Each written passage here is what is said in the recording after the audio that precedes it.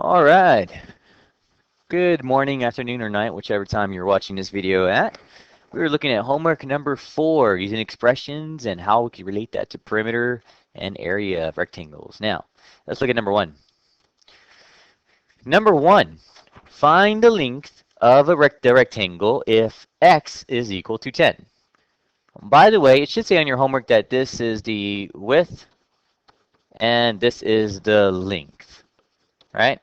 Honestly, it doesn't really matter which or, but in this case, we're going to make sure that this one's the length and that one's the width. So, the length, if x is equal to 10. I think y'all know how to do this. We simply just grab the 10 and we put it plus to what does that equal? That will equal your length. It's pretty simple. All we did was plug a 10 right there where the x is. So, really simple, and that will tell us the length. Now, what would be the total perimeter then of the rectangle if x is equal to 10, right? Well, this is 5, this is 5, this is x plus 2, which means that this in the very top is x plus 2. So if I want the total perimeter, I would have to add all of these. Just add them all, right? So I'm going to say 5 plus 5 plus the x plus 2 plus the x plus 2 to see what that equals, right? And don't forget, they said that x is equal to 10. If x is equal to 10, then I'm going to rewrite it, and I'm going to replace the x's with 10s. That's 10 now, plus 2, plus 2, plus 10, plus 2. See that? 10 plus 2. Very, very good. So that gives me, I don't know, a number. Well, you figure it out, right? You do it. What number would that be? What's 5 plus 10 plus 2 plus 10 plus 2? What does that equal to? See what you get. Write an expression using the variable x to represent the perimeter of this expression. Whoopsie. Huh. I think I just did that. That's this one right here. So that's this guy. Just take off the equal sign. Right? Or you could just say that equals the perimeter. And there you go. That's it. Done. So there you go. The expression was simply just adding all 4 sides, right? Even though there's an expression there. Evaluate expression from part C for x equals 10 to compare results to part B. Huh, how interesting.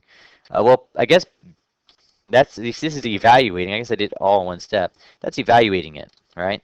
What we're doing is we're basically just lining it up, noticing how we replace the x with 10, and that equaled a perimeter, right? What does this equal? That equaled the same answer as whatever I got here. I guess this one, they're wanting to use logic on that problem right there. But basically, just write down what is the perimeter of the rectangle, and you'll be fine, okay? And then also just write down whatever the perimeter is here, the actual number digit, and you'll also be fine. All right, moving on. Next part. Number 2 and 3. Let's do one at a time. Bring that down. I can't reach. And the other one's on the screen. 1 second. 1 second. Okay. So, number 2. Write an expression for the perimeter and the area of a rectangle. Well, perimeter is just adding all the sides, right? Don't forget that. That perimeter is just adding all sides. A sum of all sides. Right? Area, though, is different. Area is equal to length times width.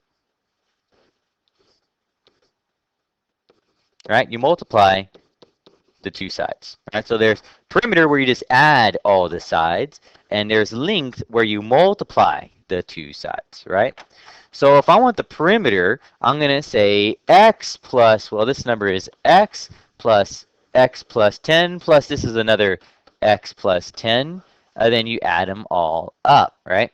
So that's, let's see here, for perimeter, well, I'm going to let you do it. Write it all out. It should have 3 things. Let me move this down a little. And this one more down. So it should have, well, it's not 3 things, excuse me, 4 things. Perimeter should add 4 sides. Some side plus some side plus some side plus some side equals, well, that's really it. I'll give you a clue. X, right? Then I could say X again for the other side. Then for this side, I could say X plus 10. Then one more time for that one, X plus 10. So what's the expression? The expression for perimeter, right, is right here. All that. Right? We don't know what it's equal to. It doesn't tell us in this problem, so we're just going to write that, and that's it. All right? Very good, very good. Now, that's perimeter. Let's now go on to, let's do some area. Area is a little different. For area, what we're going to do is area is equal to length times width, right? The length of this problem, let's call this the length, and let's call this the width, right? Then I'm going to get the length and put it here. What is the length? The length is x plus 10, right? And then the width, what is the width? The width is x. Very good. Now, if you remember correctly, if you want to work this out and get an expression, well, actually, that's pretty good expression right there, but I would prefer that y'all simplified it, even though this is correct.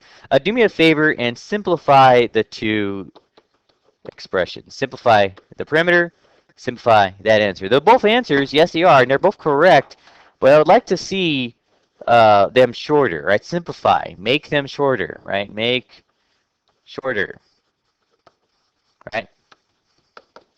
Simplify those two answers, one for perimeter, one for area.